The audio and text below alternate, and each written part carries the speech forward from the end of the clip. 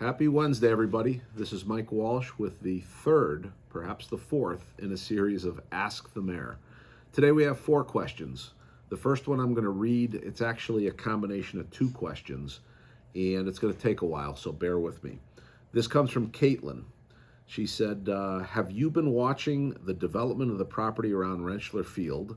And she was wondering if any thought has gone into it for the community. She says, have you considered turning parts of the 300-acre property into multi-youth athletics complexes like artificial turf or natural soccer, lacrosse, baseball, softball, tennis? With Rentschler Stadium right there, there could be a managing of a full functioning athletic field complex. So hold that thought, and let me tell you about the second question from Dawn. She said, Mayor, I'm looking for recreational activities for my 9-year-old, specifically basketball. He did the town basketball program and it's now over and he wants it to continue. Why don't the schools have a rec night? I know there are other activities, but that's not his interest. So the theme here is, what do we have for our children and what do we have for our youth?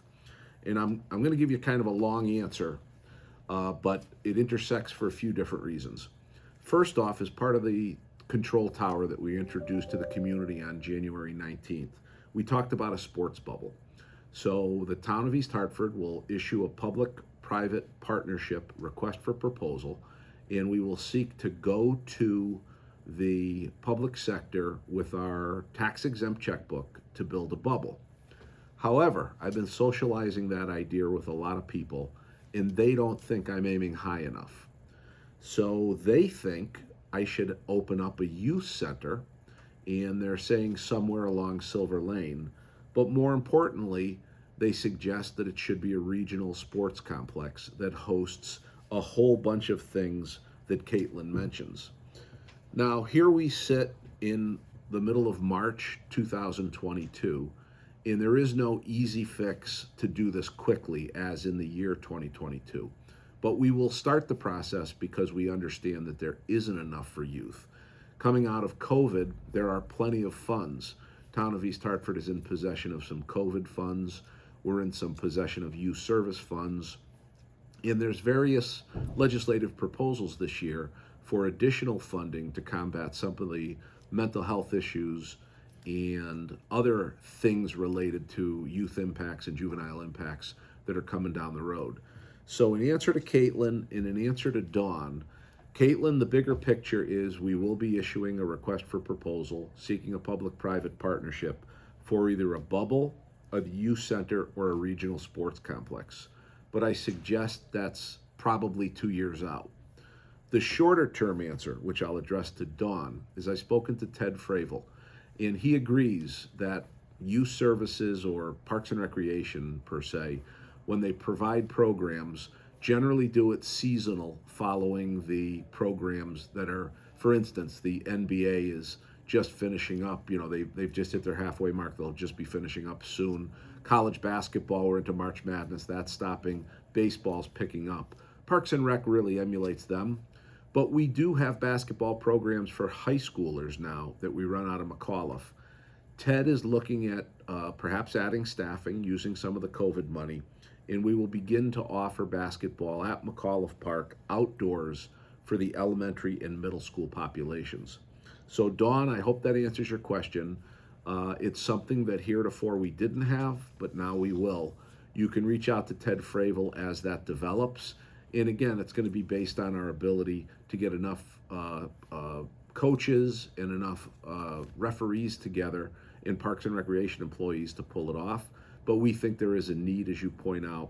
So on a short term, we're going to do some things for basketball, and on a long-term basis, we're going to look at youth overall, and that may include some complexes. So that's a long answer to a 2-part combination question. A fairly easy question comes from Leanne. Is there a plan to get the contractors that did work on replacing the fiber cables to pick up the garbage when they're done? I've talked to several and they assure me that they do pick up their own garbage, but that's not the case. I'm tired of my neighborhood not looking nice. Same goes for the group working by the highway. So a couple of things. I'm going to be sitting down with AT&T, which is Frontier. We'll be talking to them and I'll remind them that they need to keep a clean work site.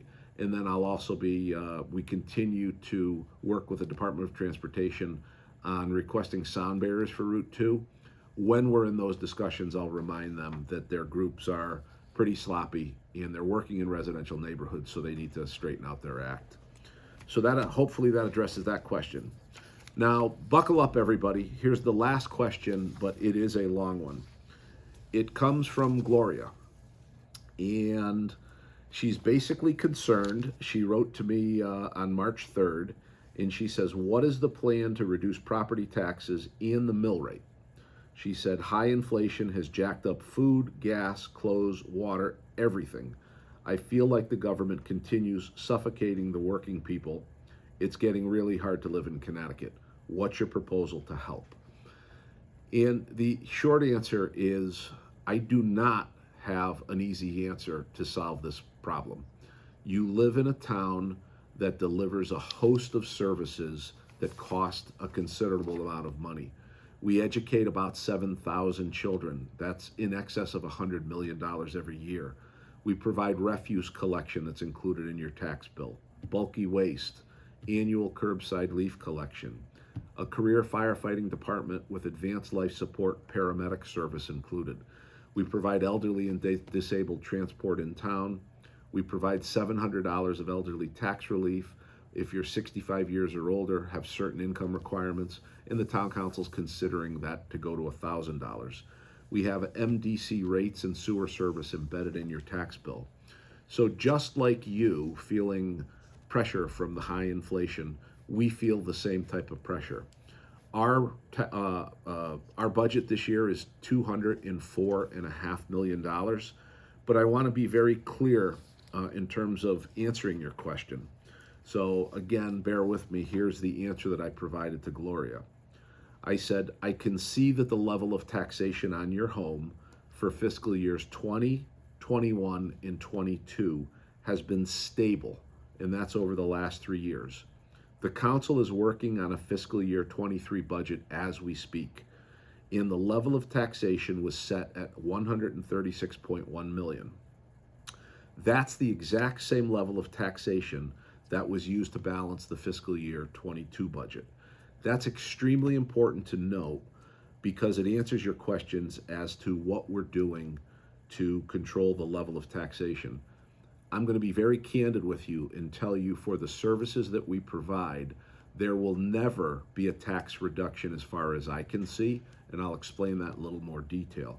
As best we can do is we can mitigate the tax increases by keeping the tax levy, $136.1 million, the same year over year. That means we haven't raised taxes in 2 years or 24 months. Again, by balancing the budget using the same year over year tax dollars, we are not increasing the level of taxation while continuing to deliver the services that I mentioned. Now, here's the important part. In the upcoming fiscal year 23 budget, the town is required to complete a state-mandated process called revaluation, whereby we reset the value of all real estate. As you may know, because of COVID-19 and a flight from the cities, East Hartford's real estate market has increased by 35% or more on the residential side. In particular, this resident's home has increased in value by over $50,000. And that's I'm citing the assessed value increase, which is 70% of the market value.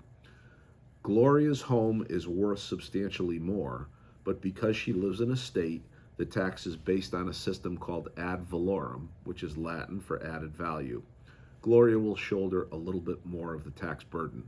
So while taxes have not increased, she will shoulder a little more of the tax burden because what she owns has increased in value. So the mill rate is declining from 49.35 to something around 41 mils. That home will increase about $1,000 because of the higher value. That is higher than today, and some of that increase will be offset by the decrease in the mill rate related to owned automobiles. Possibly more if the governor's 29 mill rate for autos is approved by the legislature. So I want to underscore that I understand that this is not what anybody who is watching this video wants to hear, But I further want to underscore that taxes, again, have not been raised in 24 months, but the process of revaluation has shifted some of the tax burden back onto residents. So they are shouldering higher taxes. The commercial sector will be enjoying lower taxes. That's the shift. It's dramatic this year because, candidly, our housing market is overheated. So this isn't an issue of spending.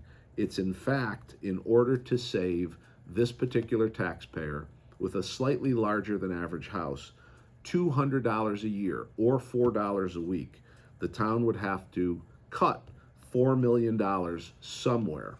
We're mandated by law not to cut the Board of Education, so the cut would come squarely on town services. That might be in police, that might be fire or public works. A cut of that magnitude to any of those services would decimate them. So again, I'm being candid and I'm being honest with you. The shift in revaluation will cause an increase in taxes. But again, it's not because we don't have a austere or a fiscally conservative budget. And I want to provide this information to you so that you know the challenges that the community faces. If anybody has any questions on this tape or these answers, please call my office at 860-291-7201. Hopefully everybody has a good week.